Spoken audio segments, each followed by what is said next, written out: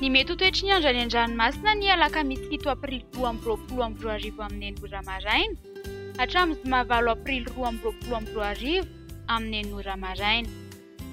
Ho amin'ny morontsiraka atsinanana, Cap d'Ambre hatrany Capesta, andrahoana amin'ny sitokotoko metera inorana malefaka indraindray.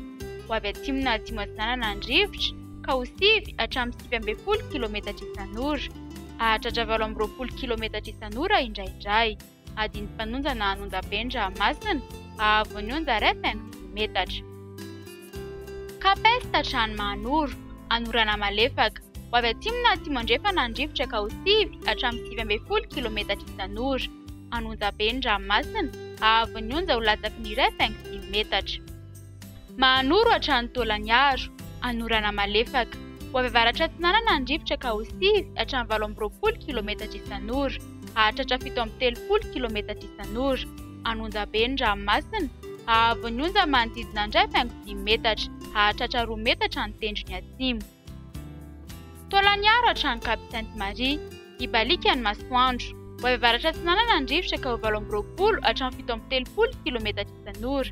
Hahatratra 570 km isan'ora indraindray. Anonjabe Masina, ahavon'ny onja 2 metatra. Ho amin'ny morontsiraka andrefana, Cap Sainte-Marie hatrany Cap Saint-Vincent, ibalika ny masoandro. Ho avy atsimo andrivotra ka ho 7 hatramin'ny 90 km isan'ora. Hahatratra 20 km isan'ora ny amin'ny fizarana faharoa amin'ny fepitaona. Adiny mpanonja na Anonjabe Masina, ahavon'ny onja 2 metatra, hahatratra 2,5 metatra ny tendrony atsimo. Cap Saint-Vincent hatrany Cap Saint-André, andrahoana amin'ny sitokotoko na ibalika ny masoandro.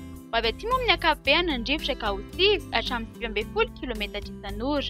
Hahatratra 20 hatramin'ny 70 km isan'ora ny amin'ny faran'ny fepitaona. Adiny mpanonja Masina, ahavon'ny onja latsaky ny 2 metatra.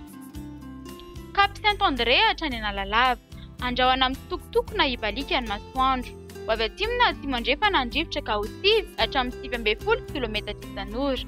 Hahatratra 20 km isan'ora indraindray ny tendrony atsimo any amin'ny faran'ny fepitaona. Ho tonony ranomasina, ahavon'ny onja latsaky ny 8,5 metatra.